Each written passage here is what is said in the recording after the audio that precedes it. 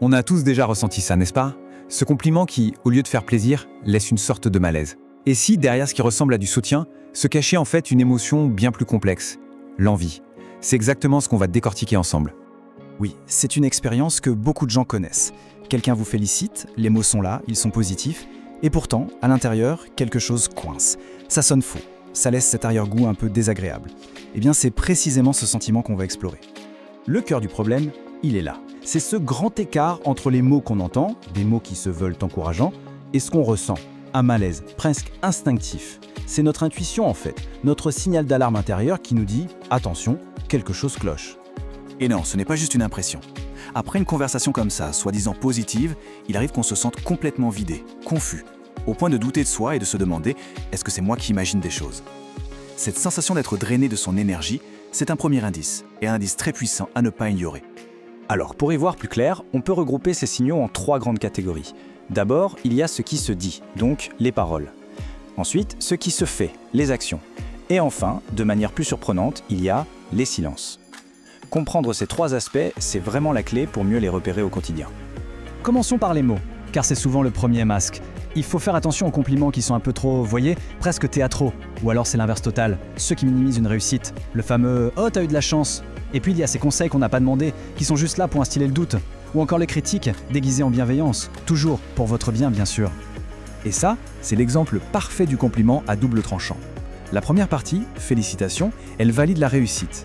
Mais la deuxième, elle vient immédiatement tout gâcher en ajoutant un point négatif. L'objectif, qui est souvent inconscient, est simple. Il s'agit de diminuer un peu la joie de l'autre pour apaiser son propre inconfort. Passons maintenant aux actions, qui sont souvent encore plus révélatrices. Une personne envieuse aura beaucoup de mal à laisser la lumière sur les autres. Systématiquement, elle va ramener la conversation à elle, à ses succès ou même à ses problèmes. Parfois, on peut aussi observer une imitation soudaine, comme une forme de compétition cachée.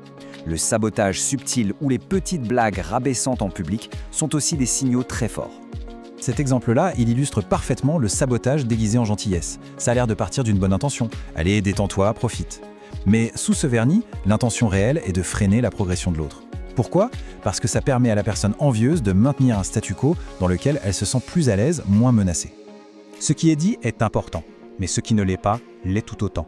Un silence soudain, un changement d'énergie visible quand on annonce une bonne nouvelle, l'absence au moment clé, le manque total de curiosité pour les projets. Et puis ce soulagement, à peine masqué face à un échec. Tout ça, ce sont des indices très puissants qu'il y a une lutte interne chez l'autre. Mais alors pourquoi ces réactions? Pour vraiment comprendre, il faut aller voir ce qu'il y a derrière le masque. Il faut explorer la psychologie de l'envie pour vraiment saisir les mécanismes profonds qui sont en jeu. Au cœur de l'envie, il y a un processus fondamental qu'on appelle la comparaison sociale. En gros, on passe notre temps à s'évaluer en se comparant aux autres. Et cette comparaison est d'autant plus forte que la personne nous est proche et nous ressemble. On se compare rarement à une célébrité lointaine, mais à son collègue, à un ami, tout le temps. Ce schéma l'illustre très bien. Quand on se compare à une personne qui nous est similaire et qui réussit, si on perçoit cette comparaison comme étant à notre désavantage, alors notre propre estime de soi peut chuter. C'est cette baisse qui crée une tension, un inconfort, et c'est cet inconfort qui devient un terrain fertile pour l'envie. Le point vraiment crucial à retenir, c'est celui-ci. L'envie, ce n'est pas tant une agression dirigée vers l'autre qu'un mécanisme de défense pour soi-même.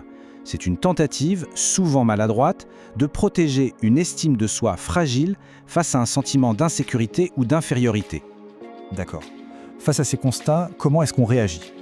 Dans cette dernière partie, on va voir des actions concrètes pour protéger son énergie et pour enfin passer de cette confusion à une vraie clarté.